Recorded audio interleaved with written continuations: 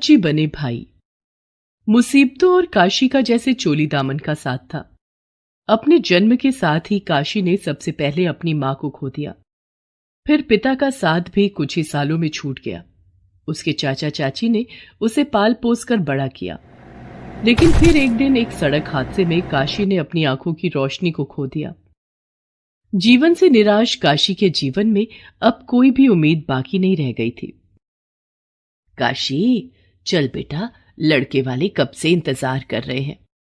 नहीं चाची, मुझे नहीं जाना और ना ही किसी से शादी करनी है। ऐसा क्यों बोल रही है तू?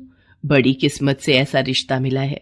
तुझे पता है, लड़का महीने के पूरे 10,000 कमाता है। लेकिन चाची, ये जानकर कि मैं देख नहीं सकती, वो मुझसे कभी शादी नहीं करेगा, मुझे पता है। नहीं काशी, तेरे चाचा ने तेरे बारे में उन्हें सब कुछ पहले ही बता दिया था। तो अगर कोई परेशानी होती तो वो बात आगे ही क्यों बढ़ाते। तू ये सब मत सोच और चल मेरे साथ। काशी ने अपनी सारी हिम्मत जुटाई और फिर लड़के वालों के सामने गई।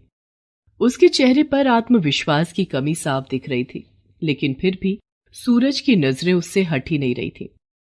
सूरज वही लड़का था जिससे काशी के रिश्ते की बात चल रही थी। बहन जी, काशी हमें पसंद है, तो अब जल्दी ही पंडित जी से मिलकर शुभ मुहूर्त निकलवाना होगा। माँ रुकिए, सब कुछ तय हो उससे पहले मैं काशी से अकेले में कुछ बात करना चाहता हूँ।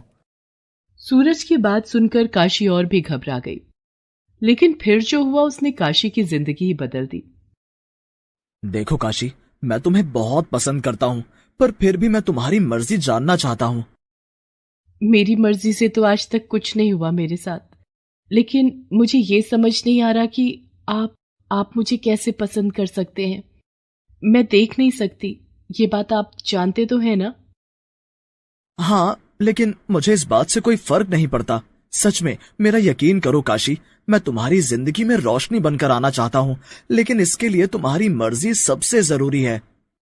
सूरज की बातों ने काशी का भी दिल जीत लिया और यहां से सब कुछ बदल गया। सूरज वाकई एक बहुत अच्छा लड़का था। शादी के बाद उसने काशी को कभी किसी बात की कमी नहीं होने दी और काशी ने भी अपनी आंखों की रोशनी ना होने के बावजूद अपनी गृहस्थी बहुत अच्छे से संभाल ली। सब कुछ ठीक चल रहा था। फिर एक दिन। क्या बात है काशी, कुछ उदास लग रही हो? कुछ चाहिए तो बताओ मुझे। नहीं जी, मैं ठीक हूं, और वैसे भी जो मुझे चाहिए वो आप मुझे नहीं दे सकते। अरे ऐसे कैसे, तुम बोलकर तो देखो। कल रक्षाबंधन है और मेरा कोई भाई नहीं, बस यही सोचकर मन उदास हो रहा है मेरा। तो ये बात है।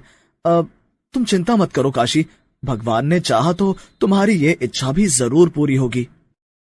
इतना कहकर सूरज ने काशी को गले से लगा लिया। सूरज इसी तरह हर बार काशी का दिल रख लिया करता था, लेकिन काशी की किस्मत एक बार फिर करवट बदलने वाली थी। काशी, जल्दी करो, राधा इंतजार कर रही होगी। तुम्हें पता है ना, वो जब तक मुझे राखी नहीं बांध लेगी कुछ भी नहीं खाएगी। जी बस हो गया, ये लीजिए, ये मिठाई और ये राधा दीदी के लिए नई साड़ी। चलिए अब चलते हैं। सूरज काशी को लेकर अपनी इकलौती बहन राधा के घर जा रहा था, लेकिन तभी अचानक उसके सीने में बहुत तेज दर्द उठा और वो बुरी तरह चीखने लगा। अरे क्या हुआ? अब क्या हुआ आपको? कुछ तो बताइए। सूरज को दिल का दौरा पड़ा था। वो कुछ भी बोल पाने की हालत में नहीं था। कुछ ही मिनटों के अंदर वो दर्द से कराहता बेसुध हो गया और काशी बहुत ज्यादा परेशान। हे भगवान, अब क्या करूं मैं? लगता है ये बेहोश हो गए हैं। पता नहीं क्या हुआ इन्हें, पर मुझे कुछ तो करना ही होगा। काशी मदद मांगने के लिए घर से बाहर की तरफ भागी, लेकिन वहां पहले से ही कोई खड़ा था जिसे काशी नहीं देख सकी और उससे टकराकर जमीन पर गिर पड़ी। कौन है? अब आप जो भी हैं, भगवान के लिए मेरी मदद कीजिए। देखिए ना, मेरे पति को ना जाने क्या हो गया है, वो उठ नहीं रहे। इन्हें अस्पताल लेकर जाना होगा, अभी लेकर जाना होगा। नहीं, इसे कहीं ले जाने से कुछ नहीं होगा, इसका समय पूरा हो गया है। क्या बकवास कर रहे हो?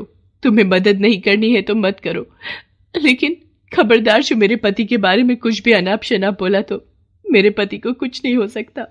मैं उन्हें कभी कुछ नहीं होने दूंगी। अगर साक्षात यमराज जी भी आ गए ना यहाँ, तो उन्हें भी यहां से उल्टे पांव भी वापस जाना होगा, समझे? काशी नहीं जानती थी कि अनजाने में उसने जिन यमराज जी का नाम ले लिया था, असल में वही उसके सामने खड़े थे। सूरज का समय वाकई पूरा हो चुका था। ये उसके अंतिम क्षण थे और यमराज उसी के प्राण लेने वहां पर आए थे। लेकिन काशी का आत्मविश्वास और सूरज के प्रति उसका प्रेम देखकर वो सोच में पड़ गए। तो तुम्हें लगता है कि तुम यमराज जी से भी लड़ सकती हो? एक बार फिर सोच लो, तुम हो क्या उनके सामने? तुम्हारा पति यहाँ जमीन पर पड़ा है और इसका दिल धड़कना बंद कर चुका है।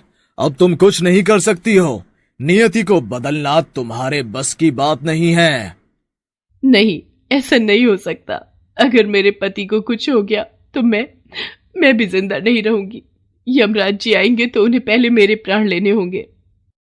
काशी नहीं जानती थी कि उसके सामने कौन खड़ा है, लेकिन उसकी आंखों में भरे आत्मविश्वास ने यमराज जी को भी सोचने पर मजबूर कर दिया। ये स्त्री तो बड़ी जटिल है। यदि मैंने इसके पति के प्राण हर लिए तो ये स्वयं अपने प्राण त्याग देगी, किंतु इसका जीवन तो अभी शेष है। यमराज जी विधि के लेख से बंधे थे। उन्हें सिर्फ